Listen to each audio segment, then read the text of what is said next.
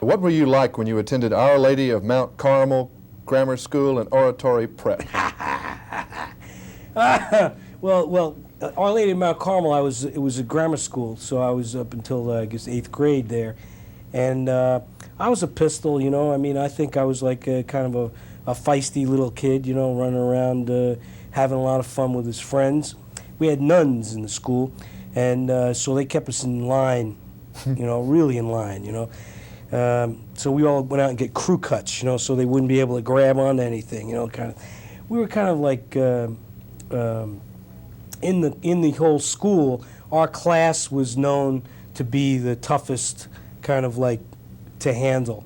You know, a little bit wild, you know, cutting up a little bit more than the other classes.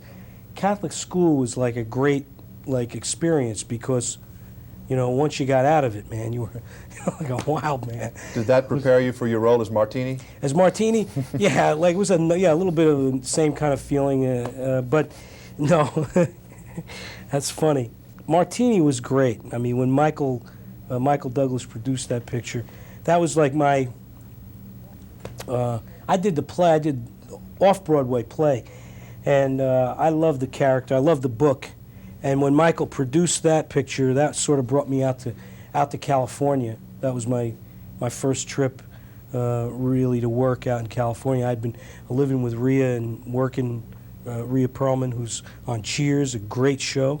You'll agree with me there. And so we were doing off-Broadway work, and then Michael produced Cuckoo's Nest, and we came out to California. In between there, you know, it was like I did some, you know, Going South was in there with Nicholson. That was fun. And Romancing the Stone is the second time that I'm working with Michael. What about this Ralph character? Ralph, well, you know, when Michael said, look, Danny, you know, he's been talking about Romancing the Stone for like 6 years. He's had this project that Diane wrote 6 years ago or so, and it took quite a while to get off the ground. He said, you know, I loved the concept of, you know, this exciting adventure movie, you know, and he said at the time, you know, there was something in there, a part that he wanted me to play. And then I got Taxi, things were going along, and he said, well, a year ago or so, he said, you know, it's time, we're going to make the movie at Fox. And I read it, and I thought, wow, you know, this is really, you know, terrific. This is exciting, and it's funny. And there was a part in there of a guy named Renee, you know, and like, so, you know, Michael has always been the kind of guy who, producer who was open to, you know, that kind of collaboration that I really think is important. And I've been very fortunate to work with people like Jim Brooks and people like who in Taxi and in Terms and who've opened up to that. Even in Cuckoo's Nest, Milos was, you know, open to all that. Well, is it hard being funny in a structured something like a film? Well, it's a little harder to be funny when somebody says to, you know, be funny.